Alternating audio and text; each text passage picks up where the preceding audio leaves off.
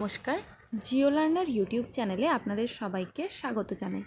আজকে আমরা বরফে ঢাকা মহাদেশ অর্থাৎ আন্টার্কটিকার নেক্সট পার্ট আলোচনা করব। আগের দিন আমরা আন্টার্কটিকা সম্পর্কে বেশ কিছু ইনফরমেশন পড়েছিলাম। বিশেষ করে আন্টার্কটিকা মহাদেশ কোথায় অবস্থিত, আন্টার্কটিকা মহাদেশের ভূপ্রকৃতি কীরকম, আন্টার্কটিকা মহাদেশে অবস্থিত আগ্নেয়গিরি, সর্বোচ্চ শৃঙ্গ, এগুলো সম্পর্কে আমরা বিস্তারিতভাবে আলোচনা করেছিলাম। আজকে আমরা আলোচনা করব এই আন্টার্কটিকা মহাদেশে ওয়েদার কীরকম থাকে। না, আন্টার্কটিকা মহাদেশ স্টার্টিংয়েই আমরা পড়েছিলাম এমন একটা মহাদেশ যেখানে 1 থেকে 2 কিলোমিটার পুরো বরফের চাদরে ঢাকা থাকে। তাহলে বুঝতেই পারছো, পুরো বরফের চাদরে ঢাকা থাকে মানে কি, এখানে সূর্যরশ্মি লম্বভাবে পড়ে না, অর্থাৎ সারা বছরই সূর্যরশ্মি তির্যকভাবে পড়ে।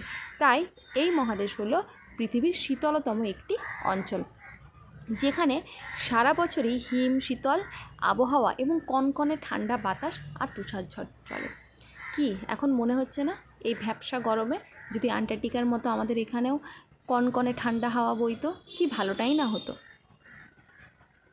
তো আন্টার্কটিকা হলো কি, আমাদের এখানকার মতো এত ভ্যাপসা গরম একদমই থাকে না। আন্টার্কটিকা মহাদেশে শীতকাল হোক বা গ্রীষ্মকাল হোক, সব সময় কিন্তু তাপমাত্রা কী থাকে, মাইনাসের নিচে থাকে। স্পেশালি শীতকালে তো তাপমাত্রা এতটাই কমে যায় যে তাপমাত্রা হয়ে যায় -40°C থেকে -75°C। তাহলে তোমাদের মনে প্রশ্ন আসতেই পারে যে ম্যাম, গ্রীষ্মকালে তাহলে কি হয়? গ্রীষ্মকালে কি তাপমাত্রা অনেক বেশি বেড়ে যায়? না, একদমই না। এটা মনে রাখবে যে আন্টার্কটিকা মহাদেশে গ্রীষ্মকাল হোক বা শীতকাল হোক, সবসময়ই কিন্তু তাপমাত্রা মাইনাসের নিচে থাকে, অর্থাৎ হিমাঙ্কে থাকে। শীতকালে সেটা একটু বেশিই কমে যায় এবং গ্রীষ্মকালে সেটা একটু তাপমাত্রাটা বাড়ে, অর্থাৎ একটু বাড়ে মানে শীতকালে যেখানে -75° বা -40° থাকে, সেখানে গ্রীষ্মকালে হয় -20° বা -15°, এরকম কিছুটা তাপমাত্রা বাড়ে। তার মানে এই নয় যে একেবারে গরম পড়ে যায়, ঠিক আছে। আর আরও একটা খুবই ইন্টারেস্টিং জিনিস, যেটা আন্টার্কটিকা মহাদেশ সম্পর্কে না বললেই নয়, যেটা তোমাদের খুবই ভালো লাগবে পড়তে, যে রাশিয়ার গবেষণা কেন্দ্র ভস্টক, যেটা আন্টার্কটিকাতে অবস্থিত, যেটা হচ্ছে পৃথিবীর শীতলতম জনবসতিহীন স্থান, এটা তো বটেই, কিন্তু তার থেকেও ইন্টারেস্টিং একটা বিষয় সেটা হলো কি, আন্টার্কটিকা মহাদেশ দক্ষিণ মেরুতে অবস্থিত। এবং আমাদের একটা এই উত্তর মেরু এবং দক্ষিণ মেরুর একটা বেশ সুন্দর ব্যাপার আছে। উত্তর মেরুতে যখন 6 মাস দিন চলে, দক্ষিণ মেরুতে তখন 6 মাস রাত চলে। আবার দক্ষিণ মেরুতে যখন 6 মাস দিন চলে, তখন উত্তর মেরুতে সবসময় 6 মাস রাত চলে। কি অদ্ভুত না, এক জায়গায় 6 মাস রাত, অপর জায়গায় 6 মাস দিন, আবার 6 মাস রাত, আবার 6 মাস দিন। তোমাদের অবাক লাগলেও এটা কিন্তু সত্যি। এই দুটো ঘটে থাকে কোথায় না, উত্তর মেরু এবং দক্ষিণ মেরু।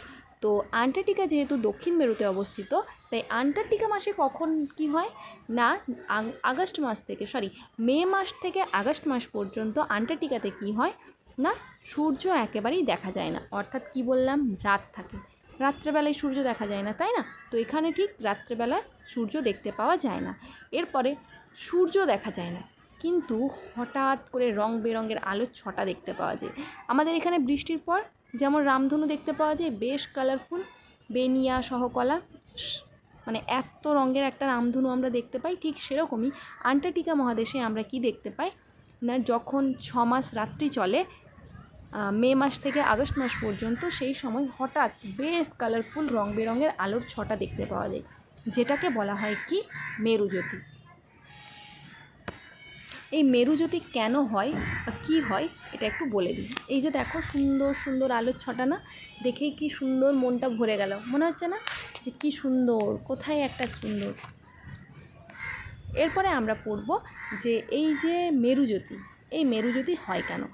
তো মেরুজ্যোতি হয় কেন এটা খুব ডিটেলসে বলা যেতেই পারে, কিন্তু আমি তোমাদেরকে একদম সিম্পলভাবে বলছি, কারণ তোমাদের অত বড়োভাবে দেওয়া নেই। সূর্য যখন উত্তরমুখী হয়, তখন আমরা সেটাকে বলি কি, উত্তরায়ণ। আবার সূর্য যখন দক্ষিণমুখী হয়, তখন হয় কি, দক্ষিণায়ন।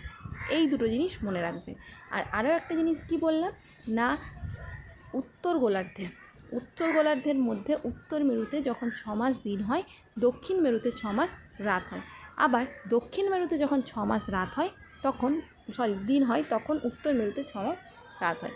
এবং উত্তরায়ণের সময় কি হয়, স্পেশালি যখন উত্তরায়ণ হয় অর্থাৎ সূর্য উত্তরমুখী হয়, এটা তো নর্থ পোল আর এটা সাউথ পোল, তো সূর্যের যখন উত্তরায়ণ হয় মানে উত্তরমুখী হয়, তখন কি হয়, এই যে নর্থ মানে উত্তর মেরু আছে, এই উত্তর মেরুতে হয় 6 মাস দিন এবং এই দক্ষিণ মেরুতে হয় 6 মাস রাত। আবার অপোজিটটা, যখন দক্ষিণায়ন হয় অর্থাৎ সূর্য দক্ষিণমুখী হয়, তখন কি হয়, এইখানে হয় কি দিন আর এইখানে হয় কি 6 মাস রাত। এটা একটু মনে রেখো। এরপরে আমরা যেটা পড়বো সেটা হলো আন্টার্কটিকার জীবজগৎ। চির তুষারে ঢাকা আন্টার্কটিকায় কোনো গাছপালা নেই, এটা তো আমরা জানি। গাছপালা থাকবে কি করে? একটা জায়গাতে গাছপালা জন্মাতে গেলে কিসের প্রয়োজন? মাটির প্রয়োজন, বৃষ্টিপাতের প্রয়োজন, সূর্যের আলোর প্রয়োজন। আন্টার্কটিকাতে কি এত কিছু আছে? আন্টার্কটিকাতে তো 1 থেকে 2 কিমি বরফের চাদরে ঢাকা, সেখানে কীভাবে গাছ জন্মাবে? সেখানে তাপমাত্রাও খুব একটা বেশি নয়। আবার কি বৃষ্টিপাতের বদলে সেখানে কি হয়? তুষারপাত। তাই এখানে কোনো বড় গাছপালা জন্মায় না। এখানে একমাত্র যখন গ্রীষ্মকাল হয় তুলনামূলকভাবে তাপমাত্রা বাড়ে, এটা তো বলেইছিলাম। সেই সময় কি হয়, কোথাও কোথাও বরফ গলে গেলে মস, লাইকেন বা শ্যাওলা জাতীয় কিছু উদ্ভিদ জন্মায়, ঠিক আছে? আর এই অঞ্চলের একমাত্র স্থায়ী বাসিন্দা হচ্ছে পেঙ্গুইন।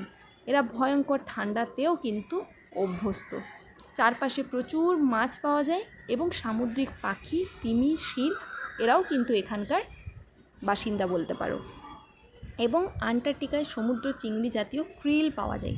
দেখো ছবি দেওয়া আছে 3টে, এই 3টে হচ্ছে এইখানকার স্থায়ী বাসিন্দা এরা। এবং পেঙ্গুইনের প্রধান খাদ্য হচ্ছে কি মাছ ও ক্রিল। এই কোশ্চেনটা এখানে অনেক সময় দিয়ে দেয় যে আন্টার্কটিকার একমাত্র স্থায়ী বাসিন্দা কারা। না, আন্টার্কটিকার একমাত্র স্থায়ী বাসিন্দা হচ্ছে পেঙ্গুইন এবং পেঙ্গুইনের প্রধান খাদ্য হচ্ছে মাছ ও ক্রিল। ধন্যবাদ। ভালো লেগে থাকলে একটি লাইক করে দিও এবং কমেন্টে জানিও এবং চ্যানেলটি সাবস্ক্রাইব করে দিও।